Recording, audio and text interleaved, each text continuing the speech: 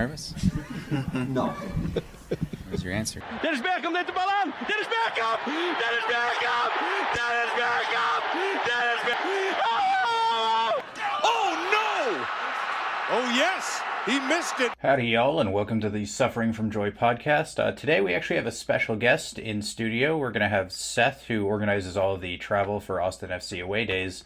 He's going to help describe kind of what CONCACAF Champions League is, how we got there, a little bit of history about it, and hopefully get some nice information from him on what we can expect as Austin FC fans, as travel, away days, anything like that. So without further ado, here's Seth. Thanks. And here to discuss CONCACAF Champions League with us today is Seth. Seth, how you doing? Doing well. Glad to be here and excited to be discussing the CONCACAF Champions League. Never thought Austin would be here and coming into our third season. Yeah, third season's a great time to get started on there. I was hoping for first, but, you know, it is what it is. So walk us through a little bit. What is CONCACAF Champions League? I assume a lot of people kind of know generally how UEFA works, but can you tell us a little bit how CONCACAF works and, maybe some differences or some keynotes? Sure, yeah. So the CONCACAF Champions League is a newer competition than the UEFA Champions League, but the leadership at CONCACAF, which oversees soccer for the North American, Central American, and Caribbean region, so that you have, in the CONCACAF Champions League, it is a 16-team tournament. You have 4 teams from Mexico, 4 teams from the United States, 1 team from Canada, 6 teams that won bid through the CONCACAF League, which are all Central American teams, and then a Caribbean club champion. And those 16 teams will play a knockout stage tournament from March through June. And the way that this works is mostly similar to the UEFA Champions League knockout stage, where it's a home and away tie. But even in the finals, where in the UEFA Champions League, it's played at a neutral site. And CONCACAF is going to move that way in 2024, but this year they're going to continue with having a home and away final for the final match as well. So in theory, we could host the ultimate game of the CONCACAF Champions League at Q2. In theory, yes, but it's weird how it's set up. So for the first round, that all of the teams that are quote-unquote the higher seeds, and we'll discuss what seeds mean in a little bit later on this podcast, but that those teams will go on the road for the first round, and then they will be at home for the second leg.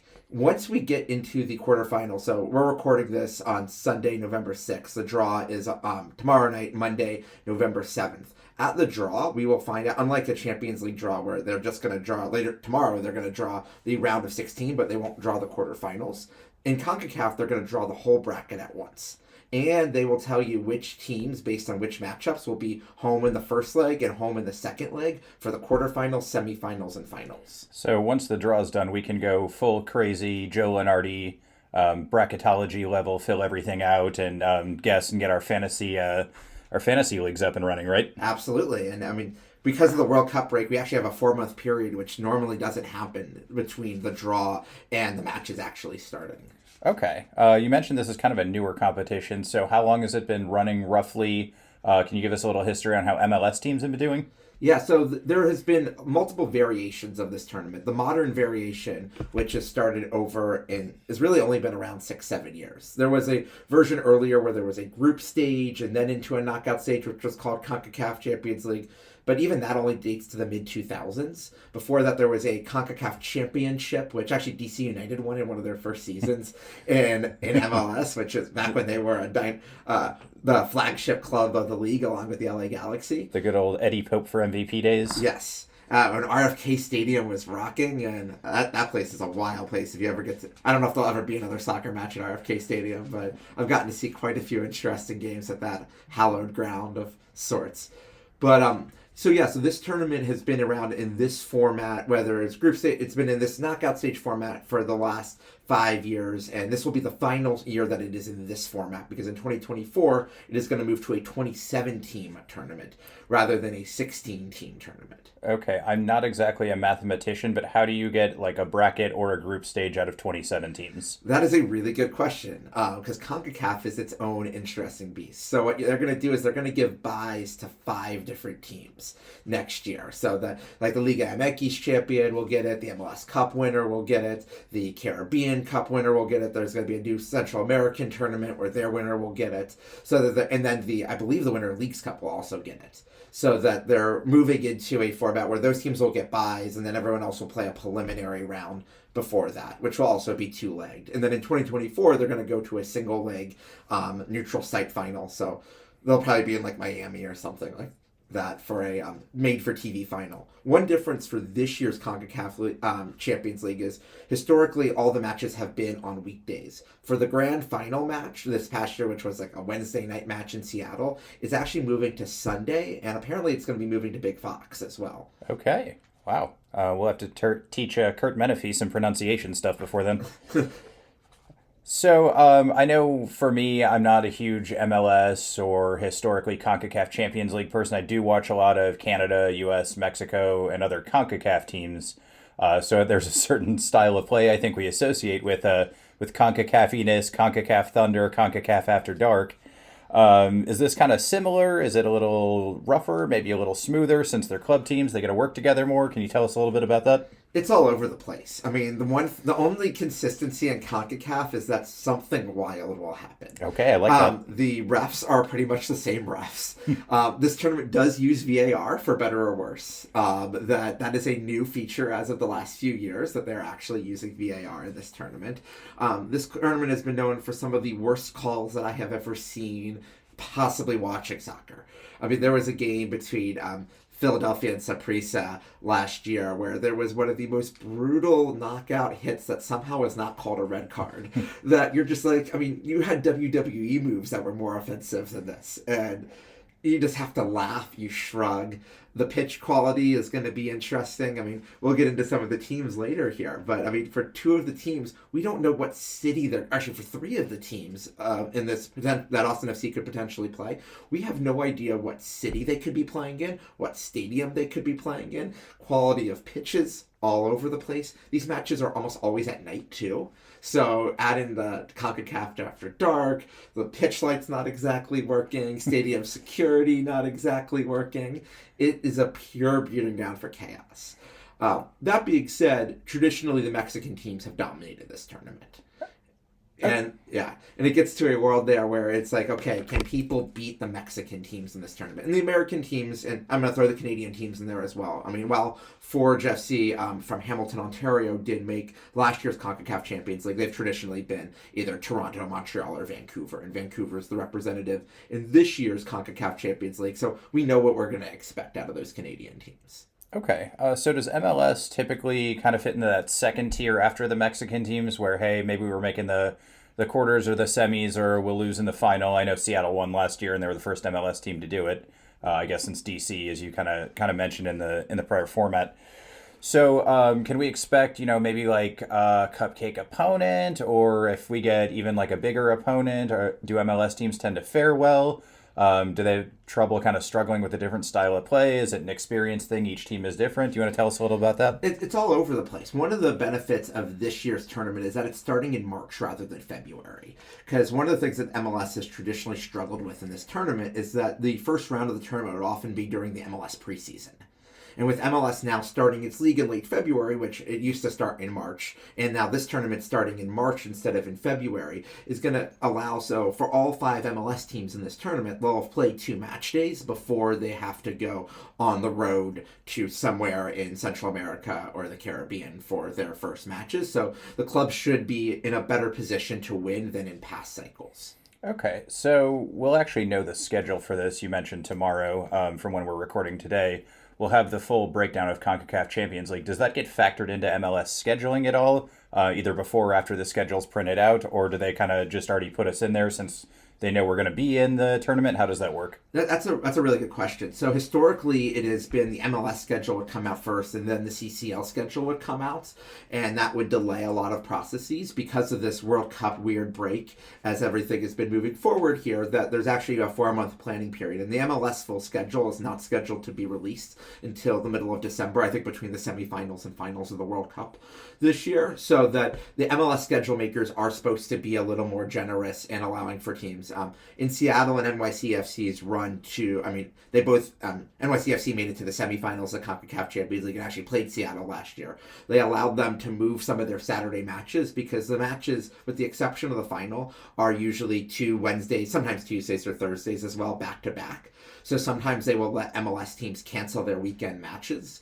and then reschedule them for later in the season during an international break or some other point, or playing on some Wednesdays. But honestly, we're going to have, especially if we make a deep run in this tournament, that there's going to be a lot of fixture congestion coming up, because there's potential for 8 CCL matches. You have U.S. Open Cup, which will be there. You're going to have some midweek MLS matches. We're not even talking about friendlies there or anything else. And then we'll have Leagues Cup this summer, which will break it. There's going to be a lot of 2-match weeks. It's honestly going to look a lot like the EPL or the Bundesliga has looked like the last 2 or 3 months. Yeah, and I know that gets to be a real tough problem with squad depth, and that's not something exactly Austin's done great on. Obviously, it's a second-year team. This past season, it's not the easiest thing to build an entire team from the ground up. But how do teams handle that? Does MLS allow any kind of extra monetary or roster slots or anything like that? Because we won't even really have a full academy until next year, right? Yeah, so Austin will have an MLS Next Pro team, which could help on some of these matches with squad depth, but at the same time, it is going to be challenging. You don't get extra spots for CCL. You do get an additional $2.5 million per team, and you get more if you advance, so that there will be some more funds, but a lot of those are to cover travel costs, other logistical expenses. As you can imagine, chartering flights to Honduras or something is not exactly a cheap endeavor, and bringing in all of the equipment, all that kind of stuff. So it's not like, hey, we just get to plug $2.5 million more to the salary. And a lot of these players are on fixed contracts anyways. Okay, that makes sense. So you kind of mentioned Honduras, and we've been dancing around it a little bit. Do you want to tell us, we don't have to go super in-depth, kind of a little bit about the teams we might be playing? Who do you want to see? Who do you not want to see? Who do you want to take a trip to the most? Are there any iconic stadiums? Anything like that? Yeah, sure. So we have 8. So the way that this tournament works is that there are 8 teams in Pot 1 and 8 teams in Pot 2. How teams get decided is not actually unlike in the UEFA Champions League, where it is based on your team coefficient for how they do the pots. CONCACAF does it by a way where it is done historically. How has the 3rd place United States team done in this? Oh, the rules are made up and the points don't matter. Great. Oh, yes, pretty much. So that you get to a weird world where Seattle is actually, USA 3 actually has more points than USA 1 does. So all 4 of the USA slots there are in the top 8. Mexico's 4th place spot has crashed out in the first round 4 years in a row. And Tigres ended up getting the Mexican 4th place spot because both Atlas won both the Apertura and the Clausura last season. And then Tigres wasn't the runner-up in either of those, but they had the next most cumulative points. So they got the Mexico 4 spot. So Tigres would be the most challenging opponent for Austin FC or really anyone to play. And this next part I'm going to have to say I believe, because the rules are not 100% crystal clear on this. Yes, but I believe, very, very CONCACAF. It's very CONCACAF, because CONCACAF says that you should not play a team from the from your own federation in the first round, unless the team did not qualify through the normal means. Since there were not 4 teams that made the Mexican finals, Tigres did not qualify through the normal means. So Tigres may be able to draw a Liga MX opponent in the first round, but we are depending on CONCACAF rules that are not clear here. I'm assuming they cannot, but we'll find out tomorrow night live on the draw. Hey, maybe they'll just decide then. Or maybe MLS will add it as a different salary cap rule. Who knows? We'll see. So Tigres are based in Monterrey. That's drivable, I think, for most of us. So that would be a good away day, we think. Yeah, so I would, on the one hand, it is technically drivable. On the other hand, I would not personally recommend anyone driving with United States plates, especially Texas plates, into Nuevo León these days. The autopista is not the world's safest road. However, if you're on like a charter bus or something like that, or you drive to Laredo, you park your car in Laredo and you walk over to Nuevo Laredo and rent a Mexican car, you're probably fine on it. But yeah, or Spirit Airlines also has nonstop flights from here to Monterrey as well, and there's a bunch from San Antonio as well. So Monterrey is definitely the easiest place to get to. It would also be the most intense atmosphere for sure. The Estadio Universitario, where Tigres plays, which they often call the Volcán, which means volcano in Spanish. This place is known to erupt. It's a 40,000 seat stadium, sort of in the style of like a Rose Bowl style stadium. There's not luxury suites in that stadium. It's a bunch of hard concrete bleachers. You're going to have things thrown at you from all sorts of different directions. Hey, we had practice with that. Yeah, no, but this is LAFC is tame compared to this. I mean, it would be a wonderful atmosphere, and even for CONCACAF Champions League games, even first round games, the stadium will sell out. They had right before the start of the pandemic, they were playing Alianza from El Salvador, which will be the next team that we'll cover on this podcast. That there was a crazy tie where Tigres won in stoppage time when their goalie hit a header to win the match. It was because they were going to lose, because we do have away goals still in CONCACAF, not in the final, but in the round of 16, quarterfinals, and semifinals, the away goal rule still does apply in CONCACAF Champions League. And Tigres was about to lose on away goals, but their goalie hit a 93rd minute header in the second leg, and I think it's one of the loudest things I've ever heard. It was absolute bedlam. Okay, as a Liverpool fan, I think you're pretty familiar with the crazy goalkeeper goal and the dying minutes just to keep everything alive. Yeah, but there weren't fans over at the Hawthorns that day, sadly. But it was really cool to see what Tigres was able to do there. And as I think most listeners of the podcast know, that they have an incredible fan culture. The match here, I'm sure there would be thousands of fans in Orange that would come up for that. It would be a lot of fun, but it's definitely the most likely for an early exit from the tournament. Okay, so a great away day, but with that additional bit of fun we would have, we're also kind of putting ourselves in danger of an early exit. Anybody you would kind of rather see in the first round? Sure. So I'll walk through the teams here. The second team I mentioned, which gave Tigres fits a few years ago, is Alianza from El Salvador. They tend to be one of the best Salvadorian teams. However, they've had a really rough campaign. El Salvador was only able to play 10 match days this fall because there was a dispute between the players and the federation, and they locked the league out for 2 months. And now they're on a World Cup break as well, and Alianza had a very rough season. They obviously could easily get back in form in January, February before the start of CONCACAF Champions League. Playing at the CONCACAF, which is the stadium in San Salvador. For fans of U.S. soccer, you probably know the U.S. men's team has gone there twice in a little over the last year. They had that infamous World Cup qualifier to start off qualifying last time, where the stadium was supposed to be at 50% of capacity. But I've never seen a more sold-out stadium in my life at 50% of capacity. We know how CONCACAF works. Wink, wink, nudge, nudge. Yeah. Just to break in a little bit, since you mentioned it, since this is now a VAR competition, are we more likely to see a lot of those same kind of El Salvador or Honduras stadiums that you've seen if you're a Canada or Mexico or USA fan? Yeah, so we'll walk through the teams here, but more or less yes, but as Alianza plays their normal matches at the CONCACAF to begin with. So it's a 60,000 seat stadium. I don't expect it would have 60,000 fans for an Austin FC Alianza match, but I think it would be a good atmosphere, probably like 20, 30,000 people there. San Salvador is not remarkably difficult to get to. It is, I would say, in the mid-tier safety as the way things go. Obviously, there has been a lot of gang violence and other things there. Their government has gone on all the Bitcoin train, and there's been some weird stuff that's been going on there. But you have to take a few more precautions there than walking through the streets of Los Angeles. Yeah, not a great time to be in the crypto market for your entire country's currency. This podcast is not sponsored by Socios.com. We are not. We have a strong anti-Socios.com bent here, despite the fact that they sponsor Arsenal Football Club. All right, well, after Alianza, who else do we have? So we have, on the places that would be easier to visit, there's two ones that would be more straightforward. There's Alajuelense, which is the only Costa Rican team that qualifies. Usually there's 2 or 3 Costa Rican teams in CONCACAF Champions League, but Saprissa and Herediano did not make it through the CONCACAF League, which is now rest in peace, which was the qualifying tournament for Central America, the Canadian Premier League, and some of the Caribbean teams for this tournament. And that so Alajuelense lost in the finals of CONCACAF League on Wednesday night. They have a MLS-style 20,000-seat stadium in the suburbs of San Jose. There's a lot of nice resorts and haciendas nearby. People could get to bring in flares to the stadium. Woohoo! It would be raucous, but it would be safe.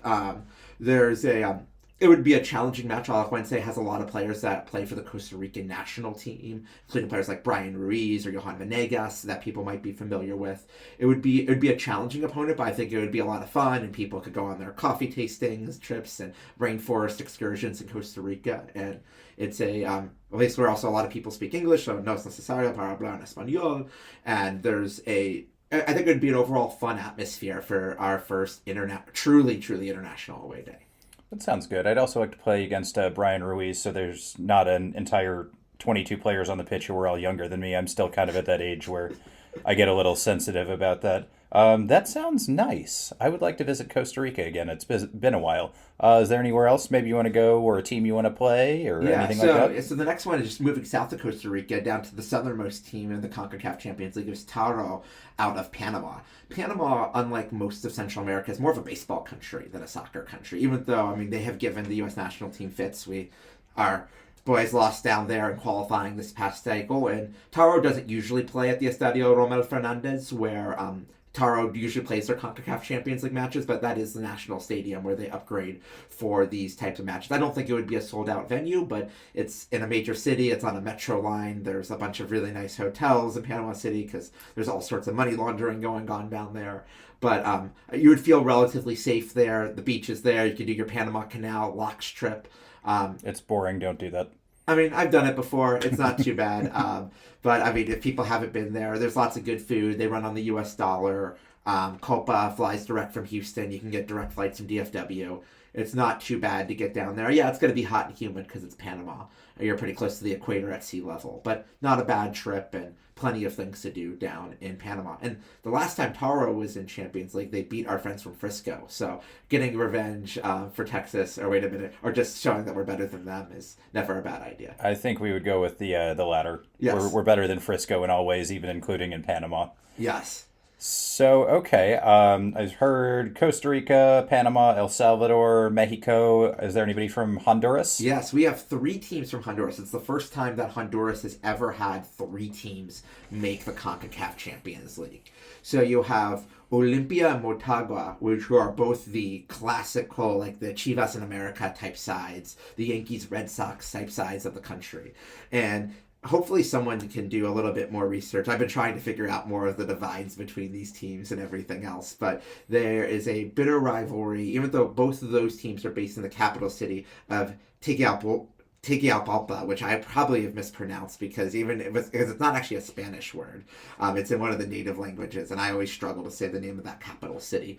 But the stadium there, where the teams both share, is going to be under renovations until early March. These games are scheduled for March 7th to 9th. I don't think we will be playing in that stadium because the pitch was so bad in the stadium that they had to install the same grass they wanted to install at the Bernabeu in Madrid.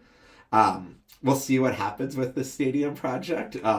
If we can't get projects done on time in the United States, something tells me that Honduras is not going to turn around a stadium renovation in 4 months. Well, you never know. Maybe they'll get that famous Mopac crew to finish it nice and early and on time, or, oh no, I made myself sad. No, it's we can figure out what goes on there. So I think those matches will probably, and both of these teams have big fan bases in San Pedro Sula, which is the second biggest city in Honduras. I was watching some videos when Montagua, who won the CONCACAF League, there were massive celebrations in San Pedro Sula, which would be kind of crazy. Like, think about it, it's like, okay, you're a team that's based in your capital city. That's a 5-hour drive away from your second largest city, and there are fireworks going off in the street of the second largest city. Like, you don't see that too often, especially in global football culture. But they'd probably play at the Olympic Stadium in San Pedro Sula, which is where the United States usually plays when they play at Honduras. This past time, the U.S. had a big win in Honduras, but if you remember a few cycles ago, they scheduled a 1 o'clock in the afternoon match against us there, and I think it was on some pay-per-view that I had to go to some random bar to watch because I couldn't even stream on the internet. Like, hopefully it would be a nighttime match, but San Pedro Sula is no longer in the world's most 5 dangerous cities, but is not exactly the top of most people's tourist lists. So don't bring your kids if you're going, is what I'm hearing here. Yeah, and then the other team from Honduras is actually based in San Pedro Sula, which is Real España, and that they are they played at a different stadium. It's about a 20,000 seater. Mazatlan. So that there's Mozaran, I think. I'm getting mixed up with Mazatlan, who will be coming to Austin for Leagues Cup in the.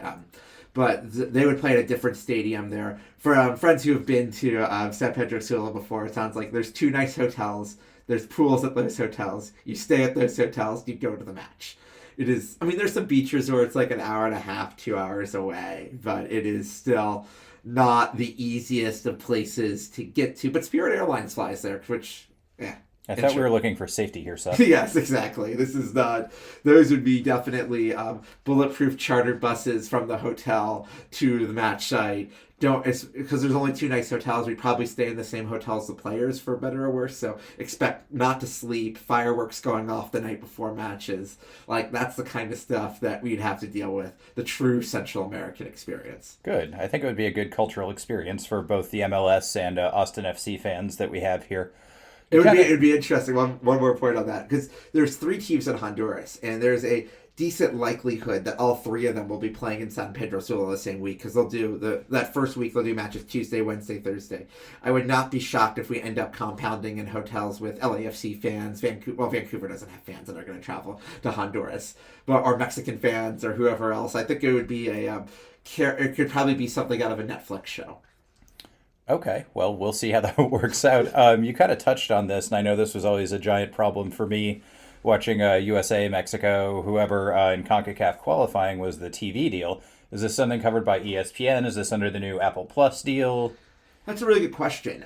So TUDN has, which is Univision, has the rights in Spanish. So most of the games will be on TUDN, and they usually are good about scheduling them. Probably one in the first round, there'll probably be 2 triple headers and then 1 double header. So expect something like, and daylight savings time throws these things off a little bit, but expect something like a 5, 7, and 9 p.m. Central Time matches, and then 7 and 9 for these matches. But they might throw it off an hour or 2. The English rights are unclear who has them. Fox Sports has had them for the last few years, so a lot of times these matches would be on FS1 or FS2. Apparently, Fox is going to show the big match on June 4th, which is going to be the grand final, but it is unclear to me that Fox has actually signed the contract for CONCACAF League, which has traditionally been on FS2. All the English matches were just on YouTube, which is kind of great in a way, because it's the same announcers, it's free. Where's the link for this? Oh, you just send people the YouTube link. So as long as I'm sure there'll be people I don't have a fully smart TV, but hopefully most people do by these days. You could just download the YouTube app, it's free. So these matches might be on YouTube. They might be on Fox Sports. There's a slight chance Apple picks it up, but we'll see. It's a lot of the English announcers tend to be the same as the USL announcers, and there's a few folks like that who end up calling these matches. So there's absolutely no chance I'm going to have to watch this on Paramount Plus. Watch in scare quotes. I would never. Paramount Plus does not currently have the contract. That doesn't mean they won't have the contract, but they do not currently have the contract. All right, we'll cross that bridge when we come to it. Okay, I think that's all the Central American teams, correct? Yes. And now let's jaunt off to the Caribbean. Who do we have as a potential opponent here? So the only team in the Caribbean that made it is Violette from Haiti. I watch a lot of soccer. I could spend time traveling through the internet. I have no evidence that this team has played a match since May. I couldn't tell you a player on their roster. I can tell you what stadium they're in. Their Twitter account hasn't tweeted in 4 years. Their Instagram account has not posted anything since they won the Caribbean Club Championship. Haiti has been going through some government instability, to put it mildly. There's a cholera outbreak there right now. I mean, there are still flights from the United States there, but it is... Last year, the Haitian team that made it into the tournament at Cavalry was not able to get visas to come to the United States. And CONCACAF, their stadium did not pass CONCACAF inspections in Haiti, and there was also a COVID outbreak going on at the same time. So the New England Revolution actually were able to, they just got a forfeit and went on to the quarterfinals of the tournament. Before they lost to Pumas, where they blew a 3-0 lead after winning 3-0 at home. But there was it's an interesting model there. I think it would be the easiest opponent. I think there's probably a 50-50 odds of a forfeit. But I don't think in any good conscience I could tell Austin FC fans to travel to Haiti. I don't think we could guarantee people safety. I don't think we could guarantee safe drinking water. Like, it is that level of a challenge. And I'm sure someone will be crazy enough to do it, but I don't see Austin FC playing in Haiti. Okay, you mentioned someone crazy enough to do this. One of my dogs, Phil, the official corgi of the Suffering from Joy podcast, has always wanted to be an island dictator. He has a Generalissimo hat. Do you have anybody at the CIA I could call to make this happen if we end up getting that draw?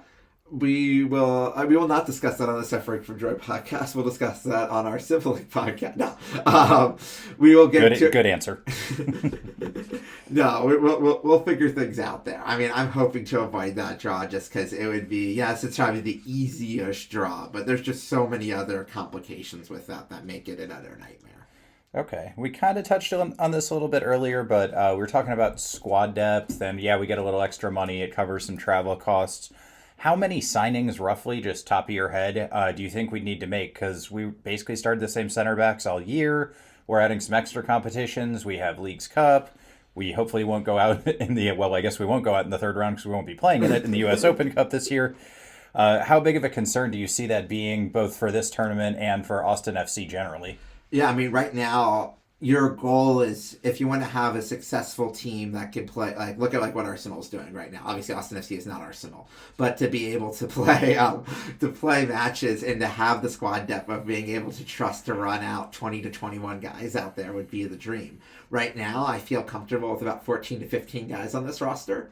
And you want that to be closer to 20 by the time this next season starts. So in the offseason, I expect to see some moves. Like, I don't expect to see Danny Houston's contract renewed. I don't expect to see Andrew Tarbell's contract renewed. That should free up some funds in addition to the $2.5 million. Let's say $2 million after expenses and other things that are going to be available for this tournament. So I expect to see a couple of signings. Would hope to see a third center back signing. Would not mind seeing another left or right back signing. Would not mind seeing another striker signing, another mid, like, honestly, Felipe would probably be really, really good for these games, but you want to have another, and actually Valencia would probably be pretty good for these type of games too, so maybe another number 8 to make sure that you need someone behind Alex Ring that you feel comfortable with a little more on the attacking side. That would be nice to have. But I guess, hey, maybe we have Tomas Pochettino back, but I suspect he'll be on loan somewhere else in the world. I would think he's probably not going to play too many games more in the Verde Black. So we kind of talked a little bit about Felipe here and a couple other guys. Is there anybody who really has like a lot of experience in this tournament on Austin? Maybe Diego with his time with New England? Anything like that, or is it all kind of a few games, or somebody in UEFA or CONMEBOL or things like that? Yeah, we really don't I mean, admittedly, I did not do my full research on this beforehand. To be fair, I didn't ask you this question beforehand. Yeah, no, it's all fair here. But I don't think we've had too many players. I assume Felipe at some point has played in this tournament, but I would have to double check on that front. As you look at it, I know, we had Matt Beasler a couple seasons ago who had quite a bit of experience playing with Sporting KC in the tournament. But New England didn't really make the tournament too much when Diego was up in New England there. And obviously, I mean, on the one hand, like, even a guy like Driussi or Rigoni, who, yes, they've scored in Europa League and Champions League, it's another thing to do it on a humid night in Honduras. It is. Yeah, St. Petersburg is slightly different climate than what we'd be facing in Panama, for example. Yeah, no, it is CCL away nights, and the atmospheres expect tear gas, expect laser pointers, expect fireworks, expect all sorts of things that will make the MLS look very, very tame. Expect the unexpected, expect full CONCACAF. Yeah. And one thing I didn't mention in the format of this tournament is that what's interesting is, so we have away goals in the round of 16, the quarterfinals, the semifinals. However, the matches do not only go to extra time when they go to the finals. So if you're tied after 90, it goes straight to PKs. More CONCACAF. Yes, so PKs with lasers in people's eyes and all sorts of things like that. Is not out of the realm of possibility. CONCACAF does suspend clubs, so Montaga from Honduras did get had 3 matches in CONCACAF League where they had no fans because they were so over the top. So there's sometimes empty stadiums do happen. Okay. I think that's a good primer. I assume we're all going to forget all of this, especially that last little bit by March. So do you have any parting words for us, Seth? I think it is. I mean, especially after coming off such a successful season, it's really exciting to be playing in this tournament and to have something tomorrow night to look forward to in the draw. And then we're gonna go watch the World Cup, and we're gonna get caught up in World Cup fever, and then it'll be like, oh yeah, this is coming around, and it will be nice as we can plan something out and hopefully have a deep run in this tournament to show that this past season wasn't a fluke and that we're building something longer here at Austin FC. All right, last question for you. What do you expect our biggest bit of suffering with this tournament will be? The biggest bit of suffering from this tournament, I'm going to go with the remarkably obvious prediction of some horrendous call on the pitch that no one can understand that makes the missed PK in LA last week look like child's play. Okay, sounds good. Anything else you want to add? No, thanks for having me on the podcast, and happy to come back as we get closer to once we figure out an opponent and how this all will go from here. Awesome. Well, thank you very much for your time, Seth. I'm sure we'll hear from you again as soon as I try to figure out what League's Cup is. Anything else like that, we'll be happy to hear from you. Thanks. Promise here for Austin Jarrett Stroud. It's Diego, for goodness! He has written his name into Austin folklore. They just won't go away. Oh, he hits the upright again. That's impossible. The Bears' season's going to end on a double doink. Altidore squares it. Dempsey's missed it. Donovan has it. From hope, there is glory.